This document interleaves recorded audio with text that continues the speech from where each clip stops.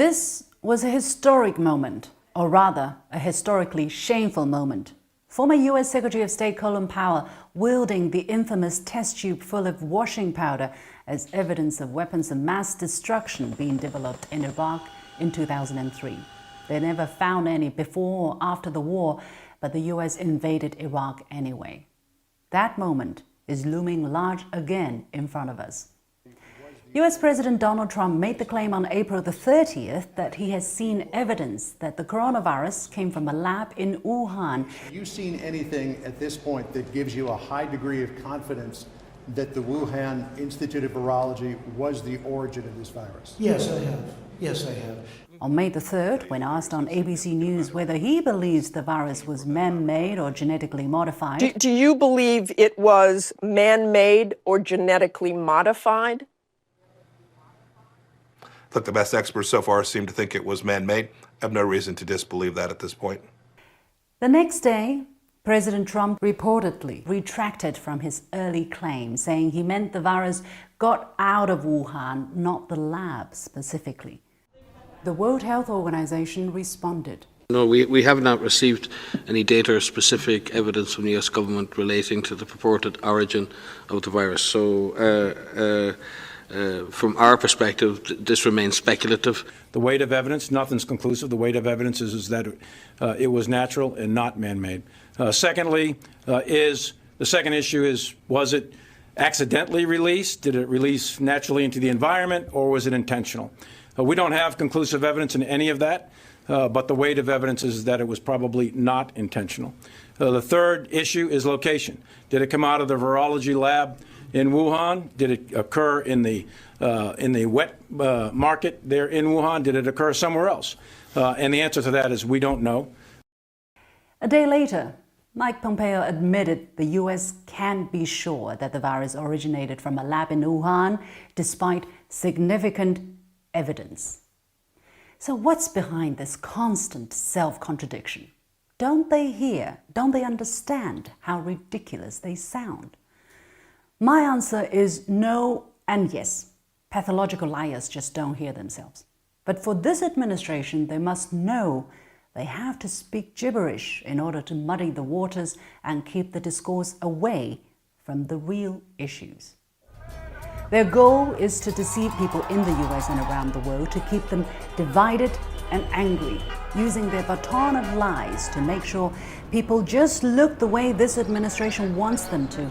Otherwise, people will immediately notice the big suspicious lump under the carpet where the administration is standing on. How did 77,000 people lose their lives already? What kind of responsibility must they shoulder?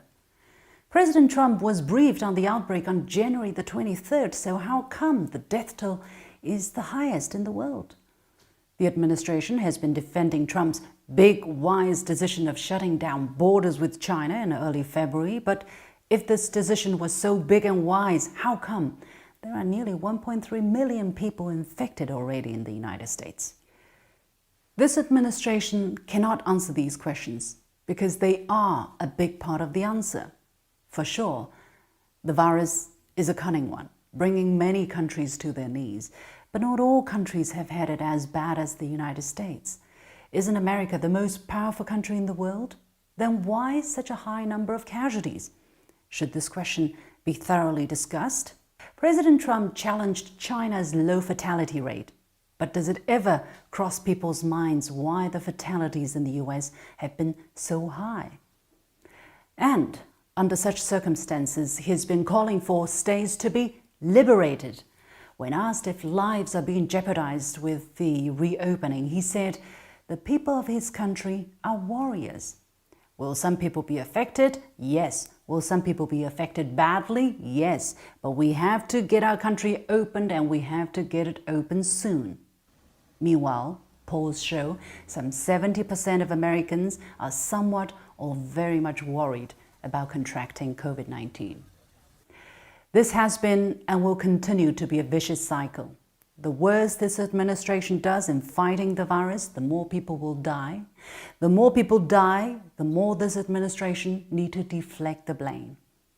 A classic case can give us an idea of how they will do just that. In October 2016, a recording made headlines in which Trump bragged about how he takes pride in treating women badly. Instead of apologizing, his team's tactic was to bring his opponent down with him. They hatched a presser with 4 women who claimed to have been sexually abused by former US President Bill Clinton in Trump Tower. When journalists asked Trump how he could defend himself, one of the victims chimed in. Why don't y'all ask Bill Clinton that? Why don't y'all go ask Bill Clinton that? Go ahead and ask Hillary as well. It was perfect, and it was that got us momentum. That gave us the velocity. That gave us the muzzle velocity to kind of drive home in the last, 4 or 5 weeks of the campaign. 1 month later, he won the presidential election. The same theater is being staged with regard to COVID-19. Don't ask why the US has done a bad job, but ask why China let the virus spread, among many other theories. There are no convenient witnesses? Never mind. Ask the intelligence communities. This is what I want you to prove. Go and get me the evidence. So far, their efforts have been stalling, forcing them to retract their bold allegations.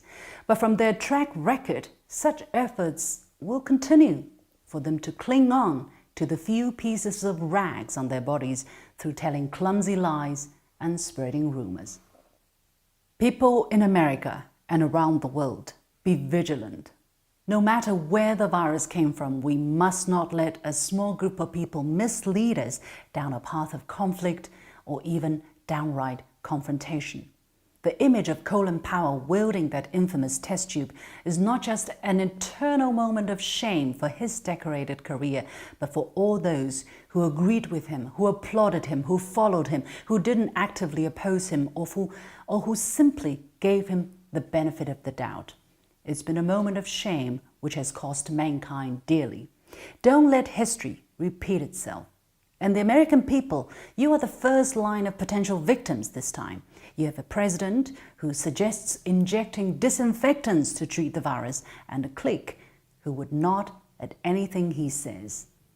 Their ultimate goal is not to defeat the virus, but to cling on to the crown in their hands.